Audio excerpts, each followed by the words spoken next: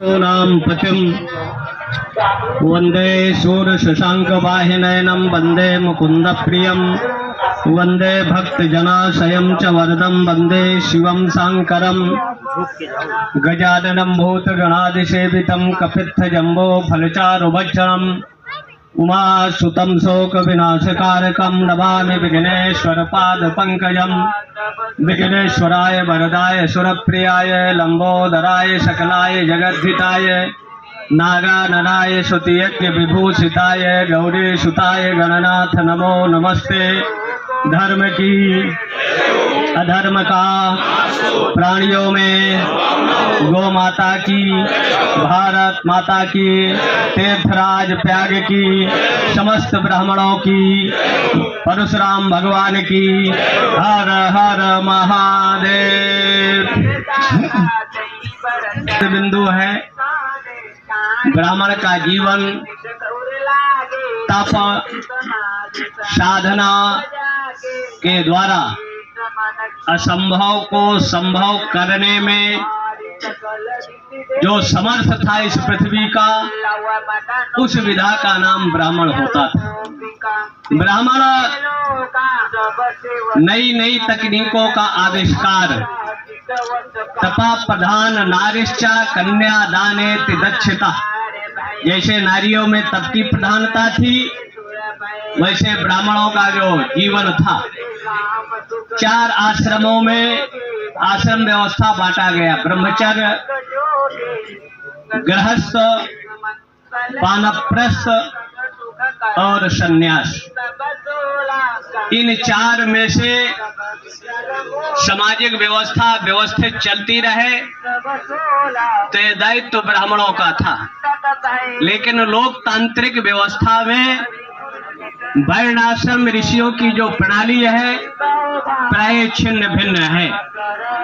इतने वर्ष में यज्ञोपवीत होना चाहिए, लेकिन अब नहीं हो पा रहा है। इतने वर्ष में बालिका का पाणिग्रहण संस्कार होना चाहिए, नहीं हो रहा। गर्भाधान से अंत्येष्टि पर्यंत 16 संस्कार या 36-42 विभिन्न संस्कारों का जहां उल्लेख है, 4-6 संस्कार ही हो जाएं, बड़ा स्थिति जो जटिल है। और ये सब कराने में भूमिका किसकी थी? ब्राह्मणों की। आज ब्राह्मणों को भी बहुत सी चीजें पता नहीं है, तो कुछ आक्रमण, क्योंकि सबका टारगेट ब्राह्मण रहा है। चाहे रावण रूपी ब्राह्मण रहा हो तो उसका भी टारगेट ब्राह्मण, साधु और गाय।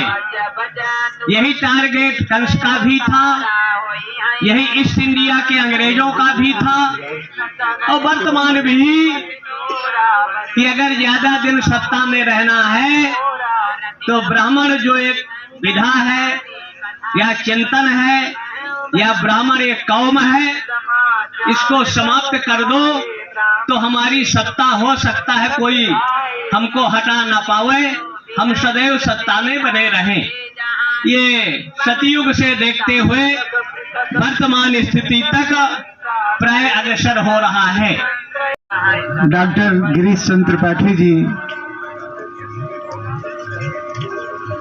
मंचस्थ सभी संत परशुराम की परंपरा का पालन करने वाले महात्मा लोग, संचालक अंशुल जी, संयोजक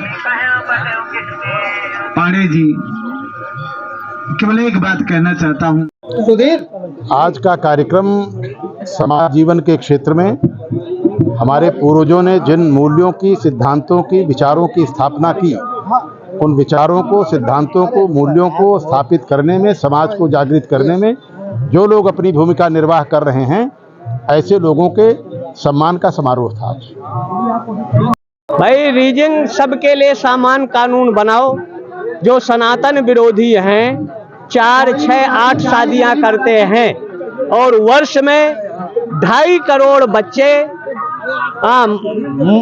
ईसा मूसा के हैं और 50 लाख में हिंदू, सिख, जैन, बौद्ध, ईसाई मतलब एक कौम का 2.5 करोड़ बच्चे साल को हो रहे हैं और 50 लाख में और सब हो रहे हैं। इस दृष्टि को ध्यान में रखकर सामान कानून हो, और सामान कानून में भाई अगर हिंदू के लिए 75 में बना या 74 में बना कि 2 बच्चे एक शादी होगा, लेकिन एक लोगों के लिए छूट मिली कि 4 शादी 8 शादी करे, कितनों बच्चा करे। तो जब जो 5 करोड़ थे आज 30 करोड़ हो गए, और जो 85 करोड़ थे आज वो 65 करोड़ पर आ गए हैं, उनकी संख्या कम हुई है। तो इसलिए यहाँ तक 8 बच्चों का है तो हमारा ऋग्वेद कहता है जो 8 संतान पैदा करता है उसको नरक नहीं जाना पड़ेगा। तो हमारा है कि 5, एक सेना में भेज दो, एक को नेता बना दो, एक को शिक्षक बना दो, एक को इंजीनियर बना दो और एक को घर में रखो। नहीं ये 2 अपने पास रखें, 3 बच्चा हमको दे दें, हम भोजन आवास शिक्षा देंगे। और सुभाष चंद्र के पर्यटन पर जय हिंद आजाद हिंद फौज बनाकर भारत को भारत रखने में अहम भूमिका अदा हो। जो विदेशी भर्ती का मामला है, मुस्लिम कंट्री है, उस पर क्या कहें? ये भारत का सनातन का अभ्युदय है। सनातन के ही सबके मूल में, चाहे इस्लाम हो, ईसाई हो, यहूदी हो, पारसी, बहाई, सबका जन्मदाता सनातन हिंदू ही था। आज भी अगर 10 पुश्त जाएंगे तो उनके पुरखे सनातन धर्मावलंबी ही होंगे। इसलिए जो अभी विदेश में मोदी जी ने कल उद्घाटन किया है परसों, ये सनातन का विस्तारवाद है। सनातन को दुनिया के लोग स्वीकार करते हैं। जैसे इंडोनेशिया मुस्लिम है, रामलीला खेलते हैं, उन्होंने कहा महाराज हम अपनी संस्कृति बदला है, अपना धर्म बदला है, लेकिन संस्कृति नहीं बदला। वो राम और सनातन संस्कृतों के पाठों का अदा करते हैं। इसलिए सनातन मूल्यों मान्यताओं को विश्व में अगर एक ही बेटा बेटी होगी तो विदेश में कौन इसका संदेश देगा। विश्व पटल का सनातन का संदेश जाए, लोग उसको आत्मसात करें, और दुनिया में अगर शांति हो सकती है, सद्भाव हो सकता है तो सनातन धर्म सनातन संस्कृति से ही। ब्राह्मणों का उद्देश्य है राष्ट्र का चिंतन, मनन, समाज एकत्र हो, संगठित हो और भारत विश्व की महाशक्ति बने। इसी को दृष्टिगत रखते हुए, क्योंकि सकाशात अग्रजन्मना, जो अग्रजन्मना वो ब्राह्मण है, विश्व में शांति हो। जैसे रूस यूक्रेन लड़ रहे हैं, इजराइल और गाजा लड़ रहा है, बेगुनाह बेकसूरों का रक्तपात हो रहा है, तो विश्व में शांति हो। शांति का आधार भारत की संस्कृति और वेद है। वेद धौहु शांति, अंतरिक्ष शांति, वनस्पतयः शांति, विश्वे देवा शांति, ब्रह्म शांति, सर्वगुण समाज में शांति हो, एकता हो, समरसता हो, समान शिक्षा नीति, सामान कानून ये होगा तभी समाज की एकत्व। जो विखंडनवादी नीति है, समाज में विषवमन करने वाले हैं, ऐसे लोग बेनकाब होंगे, सद्भाव होगा, एकता होगी। और तीर्थराज प्रयाग है, यहाँ सब आते हैं बिना जाति भाषा प्रांत के। मज्जन फल पेखी तत्काला, जहाँ कौवा भी हंस हो जाता है। जो नकारात्मक घृणित बुद्धि लेकर यहाँ आते हैं, उनकी बुद्धि में सकारात्मक हो, सृजनात्मक हो, उनके अंदर से नकारात्मक भाव मिटे, और नकारात्मक मिटेगा। किंचित धीता गंगा जल लो कणिका पीता, एक क्षण पीने मात्र से उनकी नकारात्मक व्यक्ति का उन्मूलन होगा, सहसा ज्ञान का प्रकाश होगा। जब ज्ञान का प्रकाश होगा तो ज्ञानम लब्ध्वा परम शांति, शांति सद्भाव का वातावरण निर्मित होगा। यही ब्राह्मणों का उद्देश्य है। ब्राह्मण सदैव समाज में एकता बनी रहे, लोगों का उत्कर्ष हो, लड़ाई झगड़ा समाज से बंद हो, ये ब्राह्मण का चिंतन सदैव से रहा। आपने एक शब्द कहा, शत्रु कितना प्रबल हो, यह बात को जानते हुए भी उसके अनाचार, दुराचार, भ्रष्टाचार, भ्रष्टाचार, सारे अनाचारों का उन्मूलन करना ही परशुराम वृत्ति है। और इसलिए परशुराम चिरंजीवी है, थे, हैं और रहेंगे, यही परशुराम वृत्ति है। स्थापना हो रही है, उस पर आपको क्या कहना है? देखिए, रामराज दैहिक दैविक भौतिक तापा राम राज का वो नहीं व्यापा। तो राम राज की कल्पना प्रारंभ कहाँ से होती है?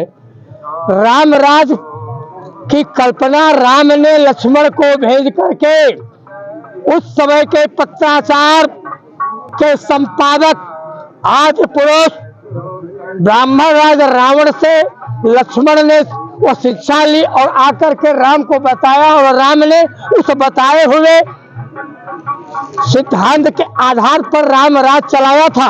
ब्राह्मण चाहे जैसा भी होगा वह राष्ट्र हित में ही कार्य करता है, चाहे वह शुद्ध हो, अशुद्ध हो, अनाचारी हो, चाहे सदाचारी हो। ब्राह्मण सदैव से पूजनीय रहा है, मंत्रों का अधिष्ठाता रहा है। तो ब्राह्मण सदैव से राम राज चलाने की कल्पना देता आ रहा है और आज भी चला रहा है। जब तक ब्राह्मणत्व नहीं है तब तक हिंदुत्व नहीं है, और हिंदुत्व नहीं है तो राम राजत्व नहीं है। आज के